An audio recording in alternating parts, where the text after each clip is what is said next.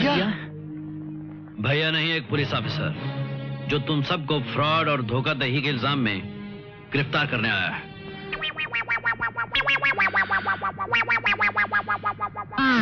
क्या जमाना आ गया है। मेरी बात तो छोड़ो, तुम दोनों तो उसके सगे भाई हो, तुमको इस तरह बंद कर दिया। ठीक कहा है किसी ने, आजकल भाई भाई का नहीं रहा। कमाल की बात करते हो अंकल, भाई भाई वाली बात नहीं है। हम ऐसे बेईमानी और हेराफेरी के धंधे करेंगे तो भैया जैसा शरीफ और उसूल वाला पुलिस ऑफिसर क्या हमें छोड़ेगा? अजीब आदमी हो तुम दोनों, जिसने बंद किया है उसी की तरफदारी में बात कर रहे हो। भाभी, भाभी, ये क्या फैमिली ड्रामा है भाई?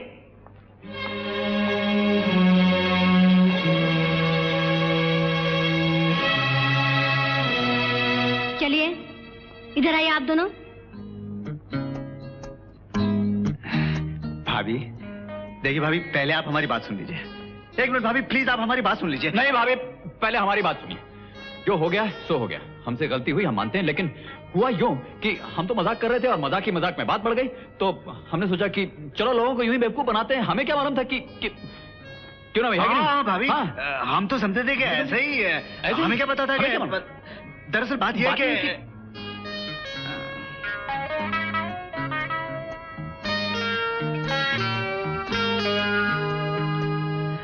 हमें माफ कर दीजिए। मेरे हाथों का बना खाना बहुत दिनों से नहीं खाया तुम लोगों ने। ले लो। लेकिन मैंने ड्यूटी ऑफिसर से इजाजत ले ली है। हाँ लाओ, अच्छा किया ले आई, वरना अब तो कई महीनों तक हमें जेल की रोटियां तोड़नी पड़े। कितने दुख की बात है, जिनका भाई इतना ईमानदार और शरीफ इंसान हो, वो लोग ऐसे काम करते हुए पकड़े जाएं। वो तुमसे कितनी मोहब्बत करते हैं तुम लोग सोच भी नहीं सकते। लेकिन हाँ, एक भाई, एक पति और एक पिता होने से कहीं पहले वो एक ऐसे पुलिस ऑफिसर हैं जो कानून की हिफाजत के लिए अपना सब कुछ बाजी पर लगा सकते हैं। अच्छा संतरी जी, आज्ञा दीजिए। एक बार अंदर आए थे, फिर कभी नहीं आएंगे। चलो रवि। हाँ चलो भाई चलो, आदमी जितनी जल्दी जेल से दूर हो जाए उतना ही अच्छा है। क्या पता कब इनका इरादा बदल जाए। चलो ठहरो रवि। आओ इस जेल की ऊंची ऊंची दीवारों की कसम खाकर अहद करें कि आज के बाद कोई ऐसा काम नहीं करेंगे जिसकी वजह से हमें इन दीवारों के उस तरफ जाना पड़े। सचमुच मुझे बहुत हो गया, अब हमें शराफत की जिंदगी शुरू करनी चाहिए। इरादा तो अच्छा है भैया। हाँ, आज तुम मुझे भैया कह सकते हो, इसलिए कि उस दिन तुम दोनों को गिरफ्तार एक पुलिस ऑफिसर ने किया था। लेकिन आज इस जेल के गेट पर एक भाई अपने भाइयों का इंतजार कर रहा था। भैया हम बहुत शर्मिंदा हैं। हमें माफ कर दीजिए भैया, हम जानते हैं कि हम दोनों की वजह से आपको कितनी तकलीफ पहुंची होगी। मेरे माफ करने या ना करने का सवाल ही पैदा नहीं होता। तुम्हें अपने किए की सजा मिल चुकी है। मैं तो एक भाई होने के नाते सिर्फ इतनी उम्मीद कर सकता हूं कि अब तुम लोग ये आवारगी, ये गैर जिम्मेदारी की जिंदगी छोड़कर सही रास्ता अपना लो। यकीन कीजिए भैया, अब ऐसा ही होगा। Good very good. चलो घर चले। भैया समझ में नहीं आता कि भाभी के सामने ये मुंह लेकर कैसे जाएंगे। अरे फिक्र मत करो, आज तुम्हारी भाभी तुम्हें कुछ नहीं कहेगी।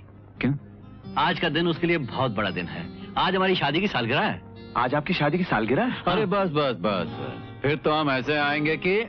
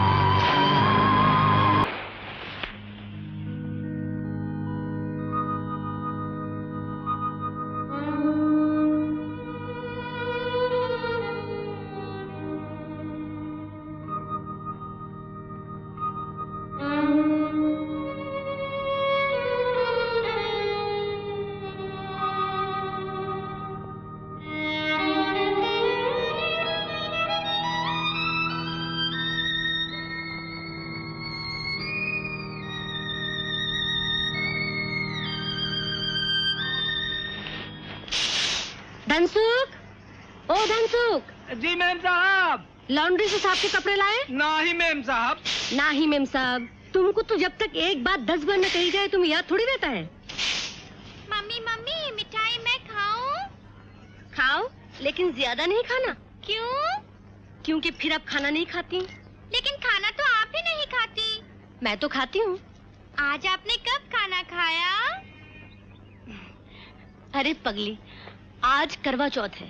जो मम्मी होती है ना, वो करवा चौथ के दिन खाना नहीं खाती। क्यों? इसलिए कि डैडी की उम्र बहुत लंबी हो जाए। आया इस छोटे से सर में। जाओ। अरे तुम अभी तक यहीं खड़े हो? जी।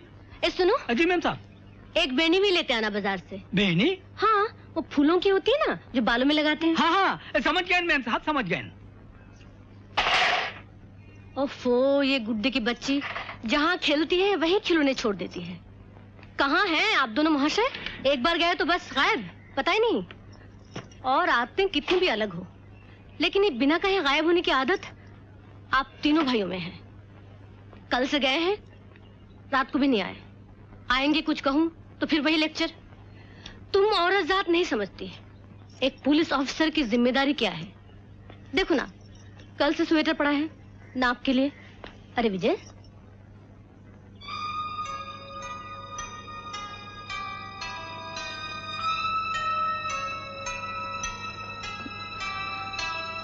क्या बात है? हाँ, क्या बात है?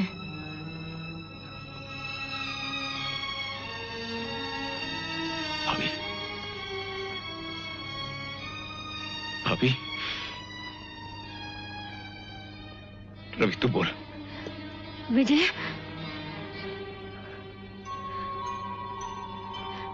रवि,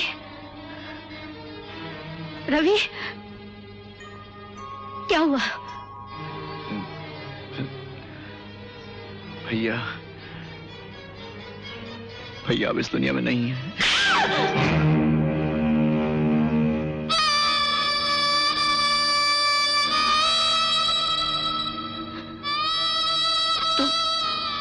तुम झूठ बोल रहे हो रवि।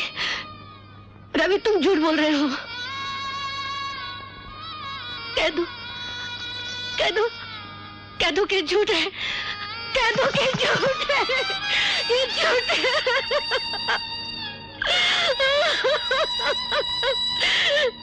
झूठ है।